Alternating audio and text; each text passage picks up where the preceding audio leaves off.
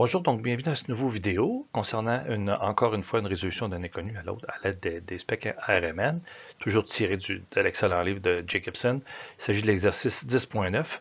Donc j'ai divisé en 4 parties là, cette solution dans le fond. Donc partie 1, donc, où on va trouver principalement la formule brute et numéroter les H et les C pour la suite de l'analyse. Donc les informations qu'on a, c'est la suivante. Donc on a la question suivante, donc utiliser les specs suivants là, HSQC, HMBC, COSI et aussi un proton pour déterminer la structure de ce stéroïde inconnu. On va faire comme si on ne sait pas que c'est un stéroïde, juste pour vous montrer qu'on peut, même sans cette information-là, on l'aurait trouvé. On nous dit que le MH+, est 305.12, on nous demande d'assigner tout, et même la stéréochimie, c'est possible. Donc, en ayant 305.2119, on tape ça dans le fameux calculateur, le ChemCalc, qui nous permet d'obtenir donc des formules brutes, une quantité de formules brutes, plusieurs formules brutes à partir d'une valeur exacte de masse. Donc, en tapant ça, on se rend compte qu'on a une valeur qui est vraiment très proche. Là. Je vais prendre mon pointeur. Une valeur qui est très proche, on voit en ppm. Donc là, ça, c'est vraiment tout près de la valeur. Ici, on a un truc un petit peu plus loin. Donc, on s'attend à ce que ça soit. Il faut dire que les autres aussi, il y en a qui ont 27 azote. Là, ça ne prendra pas ça non plus. Donc, on se retrouve avec celle-là ici. C'est cette formule brute-là. Considérant que c'est MH+, on enlève un H. Et la formule brute, c'est donc C19H28O3, où on aurait 6 insaturations. On a notre spec proton. Je vais pas prendre, je vais pas généralement si vous avez vu certains autres de vidéos, je prends le proton pour numéroter chacun des signaux. Mais ici, le spec, c'est très bien, on l'a éclaté pour qu'on puisse voir ça en gros, si on veut, pour que les parties où il n'y a rien, comme ça, on perd pas trop de résolution. Je vais plutôt prendre le COSI parce qu'il est en un morceau, puis c'est peut-être plus facile. On pourrait le faire ici, mais ça serait un peu moins évident, parce qu'ici on a 5, ici on a 2, puis ici on a 1, ici on a 1, 3. Donc, mais ça va être utile parce qu'on a les valeurs ici qui vont nous permettre de calculer des couplages un petit peu plus tard. Donc, de façon arbitraire, je commence par numéroter les carbones.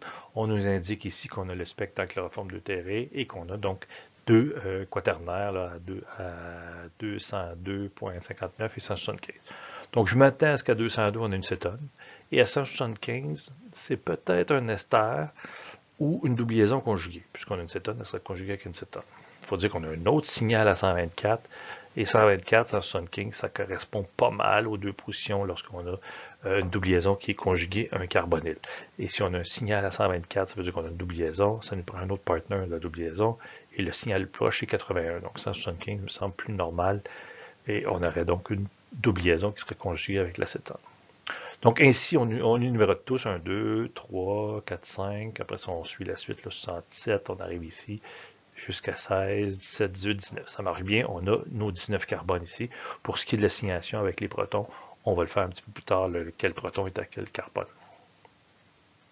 Donc on a nos 19 signaux, ça c'est bon. OK.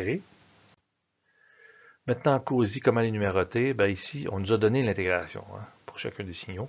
Donc ici, on a le A, le B, le C. Ici, dans ce moton-là, il y a 3 signaux. Donc D, E, F. Dans lui, on en a 2, G, H, etc.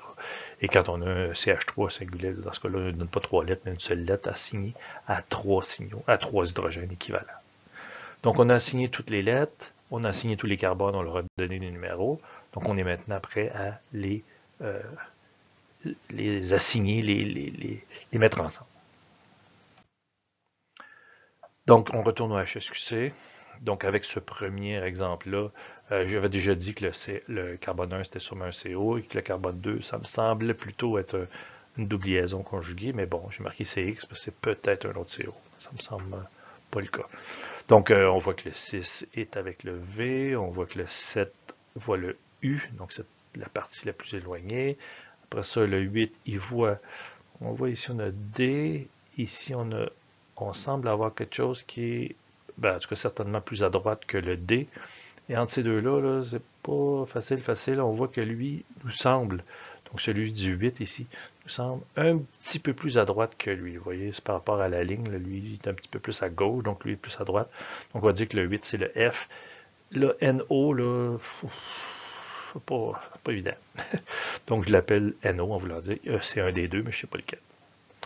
Donc le 9, c'est un quaternaire, le 10 c'est un quaternaire aussi, le 11 il voit le L et il voit le R ou le S. Ça, vous voyez, lui est un peu plus à gauche que lui. Donc, probablement que lui, c'est le R, lui, c'est le S. Le T, ça va être un grand pic. Et puis, le U, on l'a déjà assigné à celui-là ici. OK, donc 12, c'est J et puis M. 13, on voit qu'on a déjà assigné lui à F. Donc ici, on doit avoir D, ici, on doit avoir E. Donc le 13 doit être assigné à E. Et ici, on a GH. On voit le G qui est là et le H qui est là. Donc ça va être le H. Donc le 14, on peut l'assigner facilement. Le 15 qui correspond au K. Et le 16 qui correspond au I. Et qui semble, comme je vous disais, plus à gauche là, que celui-là ici. Conséquemment, il serait relié au R. Donc c'est ce que j'ai noté ici. Donc on continue avec l'autre partie du HSQC. Qu'on nous a donné.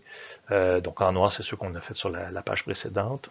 Donc ça, je vous l'ai déjà dit, hein, ceux-là ici, en plus avec le 3A ici, qui correspond à un H insaturé, donc il doit être sur une double liaison. Donc s'il est sur une double liaison, il faut qu'il y ait à 124, nécessairement un autre partner, une double liaison, c'est 2 carbones. Donc le seul qui semble probable, c'est le 175. Et si c'est 175, 125, ça correspond vraiment à ce qu'on peut avoir vu précédemment. En tout cas, c'est l'expérience qui nous permet de dire ça, qu'une double liaison conjuguée à un carbonyl, donc une cétone. On a déjà 2 insaturations placées sur les 6.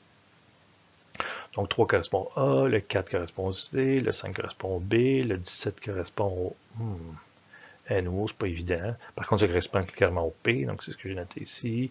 Le 18 voit le Q, donc c'est un CH3, à côté d'un carbone quaternaire, comme je l'indique ici, puisqu'il est singulier, pardon. Et le 19 voit le T, aussi un singulier, donc un autre CH3 à côté d'un carbone quaternaire. Donc on a assigné tout ça, donc on calcule nos 19 carbones, on le savait déjà.